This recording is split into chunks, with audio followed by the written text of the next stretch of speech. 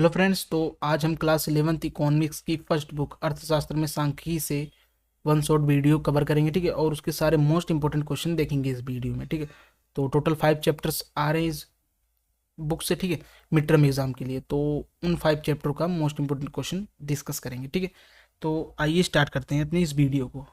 First question है कि अर्थशास्त्र किसे कहते हैं। ठीक है, तो अर्थशास्त्र एक शाखा है जिसके अंतर्गत वस्तुओं सेवाओं के उत्पादन, वितरण, विनिमय, उपभोग का अध्ययन किया जाता है। ठीक है, हम अर्थशास्त्र में हम अर्थव्यवस्था को पढ़ते हैं और उसके अंदर चल रही सारी आर्थिक गतिविधियों को पढ़ते हैं। ठीक है, जैसे कि उत्पादन, वितरण, विनिमय सब क्या है, आर्थिक गतिविधियां हैं। ठीक है, इन सारी चीज़ों के बारे में पढ़ते हैं और अर्थव्यवस्था में चल रही समस्याओं को समझते हैं और उनका समाधान भी करते हैं। ठीक है, तो एक छोटा सा इंट्रोडक्शन या डेफिनेशन मान लीजिए अर्थशास्त्र की है ये।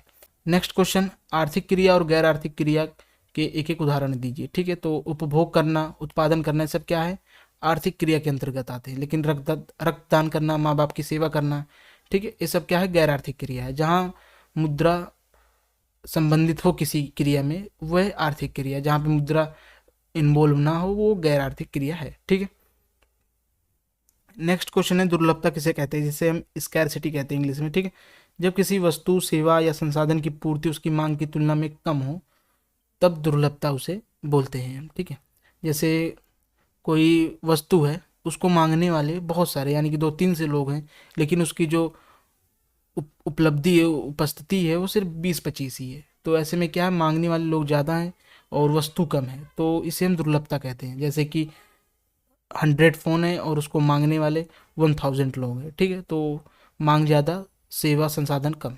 ठीक है, नेक्स्ट क्वेश्चन है, सांख्यिकी के कोई 3 कार्य बताइए। ठीक है, तो आइए देखते हैं।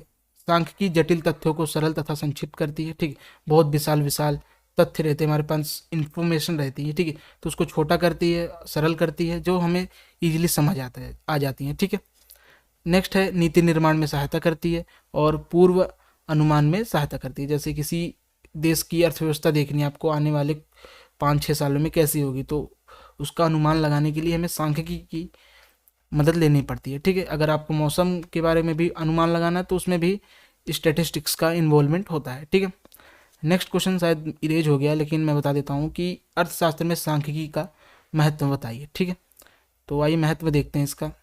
आर्थिक समस्या को समझने और हल करने में सहायता करती है।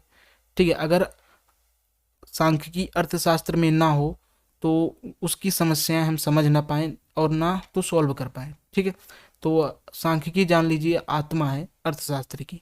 ठीक है, और नेक्स्ट है, आर्थिक सिद्धांतों के निर्माण में सहायक है, अनुसंधान में सहायक है। अनुसंधान मतलब रिसर्च करने में सहायक है। ठीक है, आप रिसर्च करते हैं कोई भी चीज़ें तो उसे हम सांख्यिकी के फॉर्म में उपलब्ध करते हैं। ठीक है, एकत्र करते हैं। अर्थशास्त्र के अध्ययन में सहायक है, जो कि मैंने आपको पहले बता दिया था। ठीक है, तो ये वाला है महत्व और ये है इसके कार्य। ठीक है, नेक्स्ट क्वेश्चन है कि सांख्यिकी किस प्रकार अर्थशास्त्र के अध्ययन में महत्वपूर्ण है। ठीक है, तो अर्थशास्त्र में सांख्यिकी का एक महत्वपूर्ण भूमिका है, ये तो सबको पता है। ठीक है, क्योंकि सांख्यिकी बाजार संरचना के अध्ययन और विभिन्न आर्थिक समस्याओं को समझने में मदद करती है। ठीक है, सांख्यिकी जो है हमें बाजार का स्ट्रक्चर, कि बाजार कैसे काम करता है, ठीक है, कैसे उत्पादन, विनिमय, उपभोग, कैसे सारी चीज़ें होती हैं, उनका अध्ययन करती है। ठीक है, और उसमें जो भी समस्याएं हैं उसे समझाती है और समझाने के बाद उनका हल भी प्रदान करती है। ठीक है, आर्थिक समस्या की बेहतर समझ के बाद सांख्यिकी उचित आर्थिक नीति बनाकर उन मुद्दों को भी सुलझाती है। ठीक है, हमें कोई भी नीति बनानी है तो उसमें हमें आर्थिक सांख्यिकी की जरूरत पड़ती है। ठीक है, जैसे कि आपको बेरोजगारी हटानी है देश से, तो क्या करना पड़ेगा, आपको सांख्यिकी की सहायता लेनी पड़ेगी। ठीक है, नेक्स्ट क्वेश्चन देखते हैं। नेक्स्ट क्वेश्चन है, प्राथमिक आंकड़े और द्वितीयक आंकड़ों में अंतर बताइए। ठीक है, तो प्राथमिक आंकड़े, इसे अनुसंधानकर्ता स्वयं एकत्रित करता है। अनुसंधानकर्ता मतलब जो रिसर्च करता है किसी भी विशेष टॉपिक पे। ठीक है, तो वह स्वयं जाकर इसे एकत्रित करता है, इकट्ठा करता है। इसे एकत्रित करने में अधिक समय, श्रम, धन, मेहनत सब कुछ लगता है। ठीक है, यानी कि बहुत एक खर्चीली है। ठीक है, प्राथमिक आंकड़ा एक तरीके का खर्चीला है बहुत, और ये आंकड़े उद्देश्य के अनुकूल एकत्रित किए जाते हैं।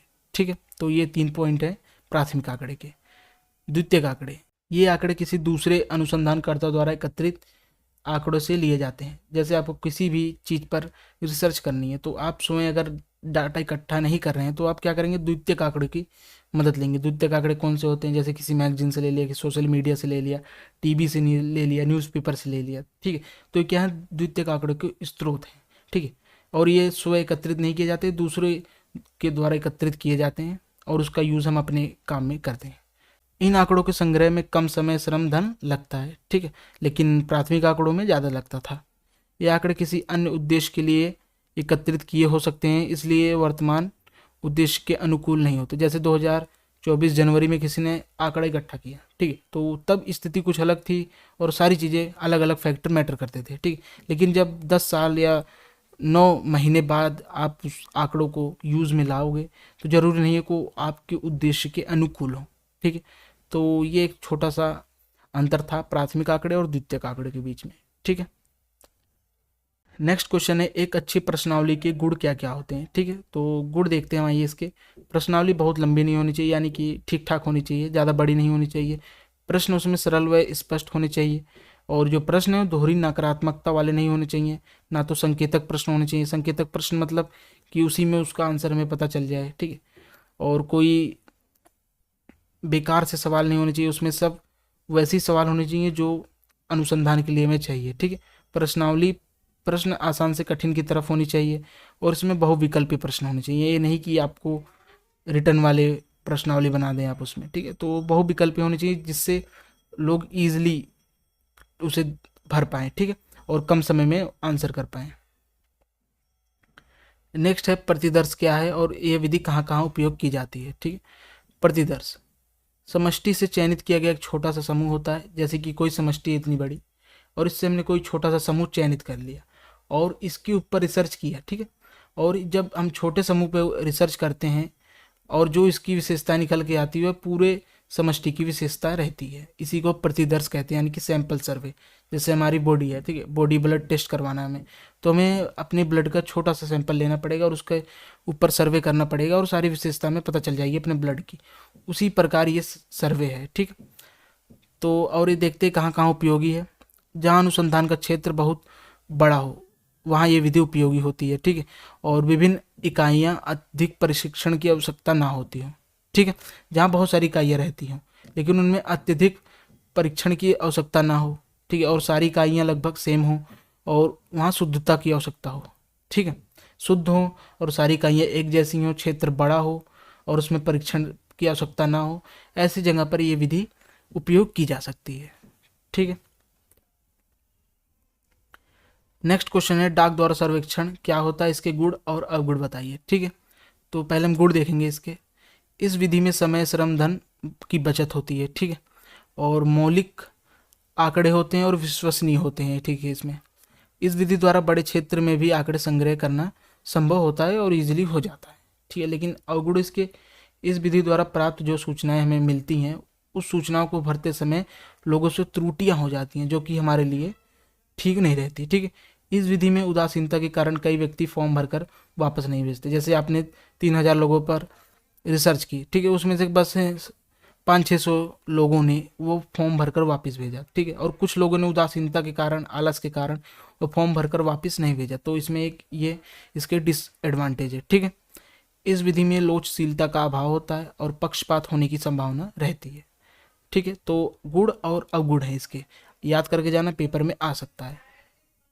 नेक्स्ट क्वेश्चन, वर्गीकरण किस आधार पर किया जाता है और इसके उद्देश्य क्या होते हैं, ठीक है।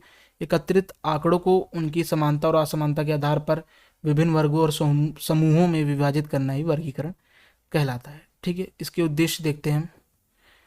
आंकड़ों को संक्षिप्त एवं सरल रूप देना होता है, आंकड़ों को सरलता से समझने योग्य बनाना होता है, आंकड़ों को तुलना योग्य बनाना होता है और वैज्ञानिक प्रबंध निश्चित कराना होता है, तुलनात्मक अध्ययन की सुविधा प्रदान करना होता है और नियंत्रित सामग्री को नियमित रूप प्रदान करना होता है। तो ये आंकड़ों के उद्देश्य होते हैं, ठीक है। अगर हम किसी भी आंकड़े का वर्गीकरण कर रहे हैं तो ये उद्देश्य के लिए हम करते हैं, ठीक है। ये सारे बेनिफिट हमें मिलते हैं। नेक्स्ट क्वेश्चन है, पाठ विषयक प्रस्तुतिकरण क्या होता है, यानी कि जो टेक्स्ट फॉर्म में हमें आंकड़े दिए जाते हैं उन्हीं के बारे में पूछ रहे हैं, ठीक है। जैसे कोई न्यूज़पेपर है उसमें कोई भी आंकड़े टेक्स्ट फॉर्म में दिए जाते हैं, ज़्यादातर जो छोटे आंकड़े होते हैं।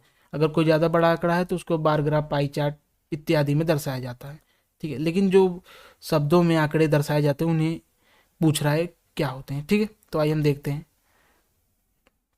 डाटा सबसे पहले पाठ्य प्रारूप में प्राप्त किया जाता है, ठीक है। वो पहले लिखित रूप में ही मिलता है हमें, ठीक है। यह नहीं कि हमें डायरेक्ट ही पहले हमने पाई चार्ट में उसे इकट्ठा कर लिया, ठीक है। पहले हम उसे टेक्स्ट फॉर्म में करते हैं, फिर उसको हम विभिन्न प्रारूप में प्रदर्शित करते हैं, जैसे कि बार ग्राफ, हिस्टोग्राम, ऐसे चीज़ों में प्रदर्शित करते हैं। लेकिन फर्स्ट में हम उसे टेक्स्ट फॉर्म में ही इकट्ठा करते हैं, ठीक है। यह डेटा एक अस्पष्ट और कच्चा प्रारूप होता है। डेटा का उल्लेख टेक्स्ट फॉर्म में किया जाता है, टेक्स्ट यानी कि लिखित फॉर्म में किया जाता है, जो आमतौर पर पैराग्राफ में लिखा जाता है, ठीक है। और डेटा की पाठ्य प्रस्तुति का उपयोग तब किया जाता है जब डेटा बड़ा नहीं होता, यानी कि 4 से 5 लाइन या आधे पेज का हो, तब हम करते हैं, ठीक है, ताकि पाठक को पैराग्राफ पढ़ते समय आसानी से समझ आ जाए। अगर कोई आंकड़ा हमारे पास 2-3 पेज में, वो हम रीड करेंगे, जरूरी नहीं है हमें समझ आए, पूरा एग्जैक्ट समझ नहीं आता, ठीक है। आगे का पढ़ रहे हैं, पीछे का भूल जाते हैं। लेकिन जब और किसी विधि में, जैसे बार ग्राफ, पाई चार्ट में दिया रहता है, उसमें ईजी याद हो जाता है। लेकिन टेक्स्ट फॉर्म में हम कब यूज करते हैं इसका? जब आंकड़ा छोटा हो और उसे फर्स्ट टाइम यूज किया जा रहा हो, तो हम उसका यूज करते हैं, ठीक है। आई होप आपको समझ आया होगा, और वीडियो में मैंने और अच्छे से इस टॉपिक को समझाया है। नेक्स्ट क्वेश्चन है, हिस्टोग्राम और बार ग्राफ के बीच अंतर बताइए, ठीक है। आयत चित्र में दो आयत के मध्य कोई रिक्तता नहीं होती। आयत मतलब हिस्टोग्राम, ठीक है। ये देखिए, हिस्टोग्राम के बीच जो दंड होते हैं उनके बीच कोई भी रिक्तता यानी कि स्पेस नहीं होता, जबकि दंड आरेख में होता है स्पेस। देखिए, ये जो दंड खड़े हुए हैं, देखिए यहाँ पे इनके बीच रिक्तता है यानी कि स्पेस है, लेकिन हिस्टोग्राम के अंदर नहीं है। तो ये क्या है? एक अंतर है। दंड आरेख में आयत की चौड़ाई महत्वपूर्ण नहीं होती, ठीक है। जो दंड आरेख हैं इनमें इसकी जो चौड़ाई है महत्वपूर्ण नहीं होती है, पतली भी हो सकती है, ठीक है, या मोटी भी हो सकती है। लेकिन ऐसा हिस्टोग्राम में नहीं है, वहाँ पे इसकी चौड़ाई भी मैटर करती है, ठीक है। तो ये उसका अंतर था इन दोनों के बीच, हिस्टोग्राम और बार ग्राफ के बीच, ठीक है। क्वेश्चन है, बहुलक क्या होता है और इसके गुण और अवगुण बताइए, ठीक है। तो आइए देखते हैं। बहुलक वह मान है जो श्रेणी में सबसे अधिक बार आता है। जैसे कोई सीरीज दी गई है, यानी कि श्रृंखला दी गई है, ठीक है, उसमें 10 पद हैं, जो पद सबसे ज़्यादा रिपीटेड है, यानी कि मोस्ट ऑफ द टाइम जो टर्म रिपीटेड रहती है, वही बहुलक होती है, ठीक है। आइए इसका गुण और अवगुण देखते हैं। चैप्टर नंबर 5 से 4 मार्क्स में एक क्वेश्चन थ्योरी वाला आता ही है, इसको आप नोट करके चलना, ठीक है। चाहे वो माध्य पूछ ले, चाहे बहुलक पूछ ले, चाहे माध्यिका पूछ ले, और उसके गुण पूछ ले और अवगुण पूछेगा, ठीक है, 4 मार्क्स में। आइए अब हम इसका बहुलक के गुण देखते हैं। गणना करना आसान होता है, यह चरम मूल्यों से प्रभावित नहीं होता, इसे ग्राफ से ज्ञात कर सकते हैं, यह दी गई श्रृंखला में सबसे अधिक प्रतिनिधि मूल्य होता है। तो ये इसके गुण हैं। इसके दोष देखते हैं, ये सभी मूल्यों पर आधारित नहीं है, ठीक है। जैसे कोई सीरीज दी गई है 10 पदों वाली, उसमें हमें कोई भी एक टर्म मिसिंग भी रहेगी तो हमें कोई दिक्कत नहीं रहेगी। हम 9 टर्म से देख लेंगे कि कौन सी टर्म ज़्यादा रिपीटेड है, हम बता देंगे बहुलक ही है, ठीक है। बीजगणित उपयोग संभव नहीं है, सामूहिकरण की प्रक्रिया जटिल है, यह अनिश्चित माप है, ठीक है। तो ये क्या है? इसके दोष हैं। नेक्स्ट क्वेश्चन है, माध्यिका क्या है और इसके गुण और अवगुण बताइए। माध्यिका एक श्रेणी का माध्य मान है जो 2 बराबर भागों में श्रेणी को डिवाइड करता है। जैसे कोई 11 पद की श्रेणी है, ठीक है, जो टर्म यानी कि जो पद उसको इक्वली डिवाइड कर देगा उस श्रेणी को, वह माध्यिका कहलाएगा, ठीक है। तो इसके गुण और अवगुण देखते हैं। माध्यिका के गुण, गणना करना इसकी आसान होती है, ईजिली हो जाता है, ये चरम मूल्य से प्रभावित नहीं होती, आंकड़ों के अनियमित होने पर भी इसकी गणना की जा सकती है। अब इसके अवगुण देखते हैं। ये सभी पदों पर आधारित नहीं है, इसका बीजगणित उपयोग संभव नहीं है, मदों के उतार चढ़ाव से प्रभावी होता है। तो ये लास्ट क्वेश्चन था इस वीडियो का। आई होप आपको फर्स्ट बुक से कोई भी डाउट नहीं होगा, ठीक है। न्यूमेरिकल्स की वीडियो नहीं आ पाई, मैं ट्राई करूँगा कि फाइनल एग्ज़ाम से पहले पहले करा दूँ। ऑलमोस्ट 40 मार्क्स का आपका कंटेंट मैंने दे दिया है, ठीक है, इस बुक से, और ईजिली सारे क्वेश्चंस इस वीडियो से फंसेंगे, ठीक है, और जो मैंने चैप्टर्स कवर किए हैं। और दूसरी बुक हमारी समष्टि अर्थशास्त्र, फाइनल एग्ज़ाम आने से पहले मैं उसको भी कवर करा दूंगा आपको, ठीक है। बस उसका वे अभी मैंने पहला चैप्टर ही पब्लिश किया है, आप उसे देख लेना, ठीक है। आई होप आपको वीडियो पसंद आई होगी। Thanks for watching. अब मिलते हैं फाइनल एग्ज़ाम के वक्त।